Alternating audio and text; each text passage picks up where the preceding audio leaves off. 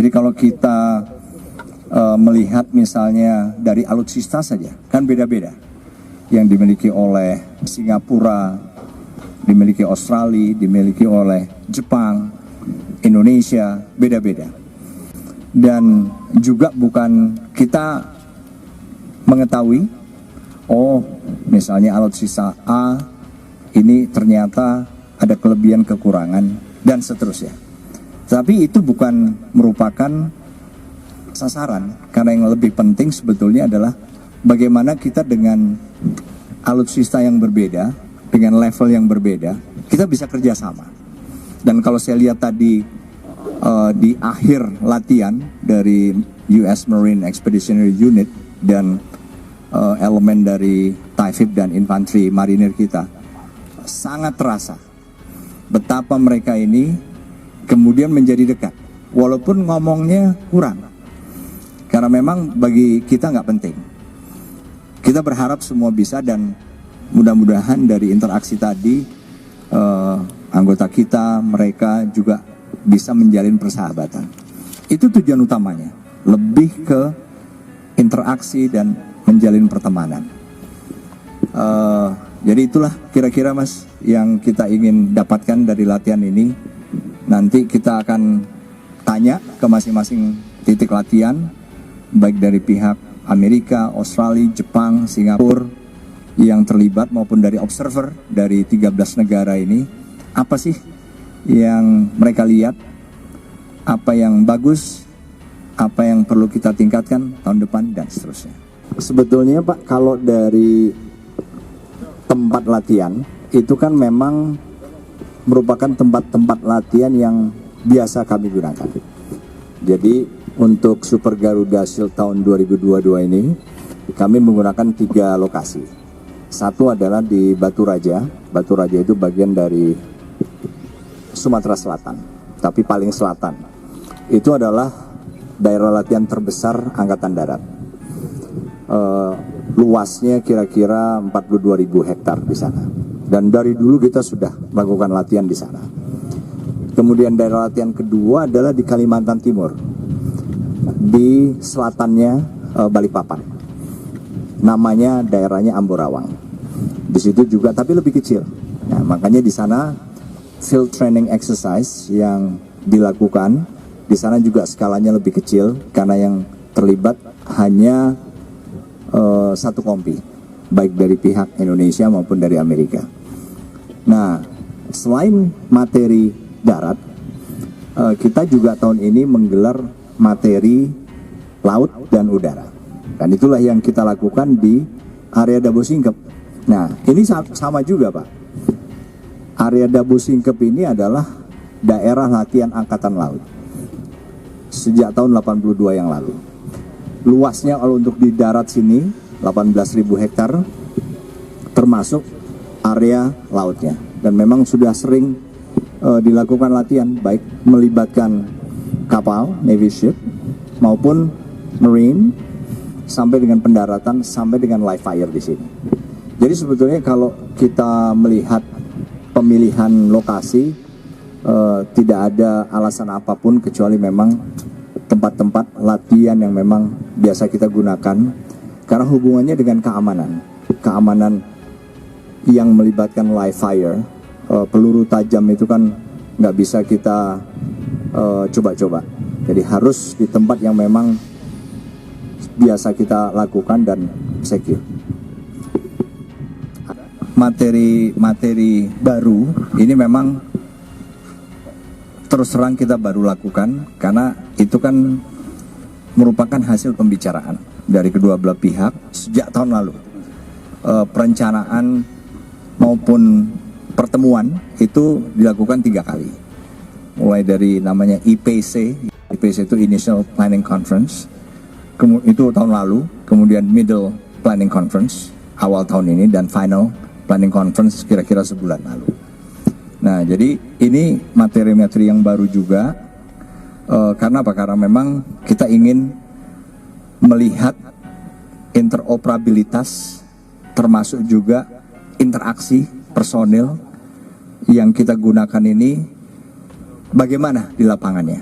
Dalam perencanaan 3 kali tadi mungkin saja kelihatannya gampang, tetapi dalam pelaksanaannya itulah yang kami ingin dapatkan, pengalaman.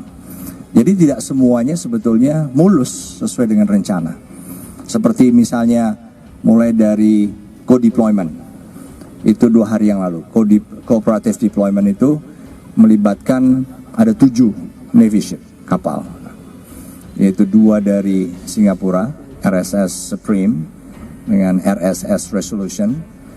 Dua-duanya kelihatannya adalah frigate maupun LST, ya LPD, seperti LPD, Landing Platform Dock. Itu yang membawa satuan-satuan marinir termasuk kendaraan-kendaraan berlapis baja amfibius. Nah, dari Amerika juga 2, yaitu USS Green Bay, itu yang LPD tadi, yang membawa juga kendaraan amfibius, dengan USS Charleston. Itu lebih kecil tapi sebetulnya juga punya kemampuan mengangkat kendaraan-kendaraan berlapis baja punyanya marinir maupun heli. Indonesia mengeluarkan 4, yaitu KRI Makassar yang mirip tadi LPD, membawa LV-7 yang ada di belakang kita dengan BMP yang tank ini. Yang tank ada kanonnya tadi adalah itu, yang ini nih kanonnya besar, itu adalah PMP, itu tank. Nah, yang di belakang saya persis adalah angkut personel LVT-7. Ini buatan Amerika Serikat dan itu adalah buatan Rusia. Nah, dalam pelaksanaannya itu ada saja kendala-kendala yang dialami masing-masing pihak, dan itu justru yang akan memperkaya pengalaman. Nah, karena memang ini sudah dijadwalkan, saya pun sangat ingin melihat, dan bahkan Kepala Staf Angkatan Laut tadi kan menjadi bagian tadi, Pak, daripada pelaku tadi. Beliau berangkat dari LPD KRI Makassar, berarti bermalam di sana, kemudian tadi pagi subuh sudah siap, kemudian lanjut sampai dengan pendaratan. Kita kan sama-sama melihat tadi.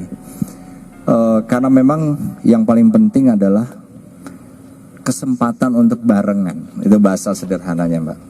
Barengan dalam melakukan semua prosedur yang hubungannya dengan latihan, teknik, taktik maupun prosedur, tapi juga yang sifatnya di luar latihan. Saya sempat berkomunikasi tadi dengan mereka yang dari US Marine Expeditionary Unit, dengan dari kita, marinir kita, TIFIP maupun dari yang infanteri. Banyak cerita-cerita menarik sebetulnya kalau suatu saat Mbak bisa mewawancara mereka. Itulah, Mbak. Saya sangat bangga terhadap prajurit-prajurit TNI Angkatan Darat yang jumlahnya ada sekitar 1.995, hampir 2.000. Kemudian TNI Angkatan Laut 733 personel. TNI Angkatan Udara 465. Saya bangga kepada mereka. Saya yakin mereka melihat hal baru. Apa yang bagus bisa kita kembangkan, apa yang kurang bagus adalah sesuatu yang merupakan kenyataan yang perlu kita cari adalah justru kesamaannya saja.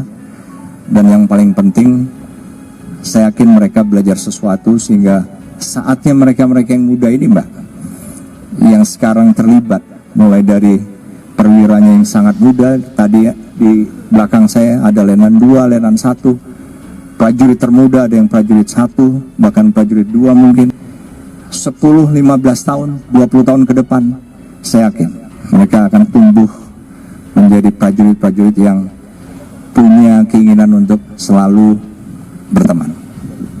Ya, Mbak.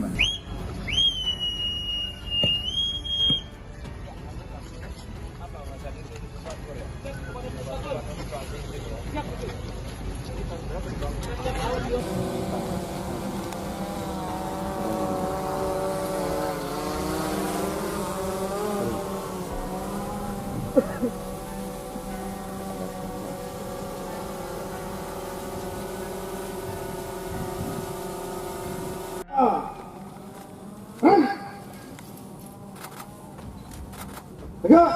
Anti teror aspek laut dan Brigade Intai para Amfibi Korps Marinir.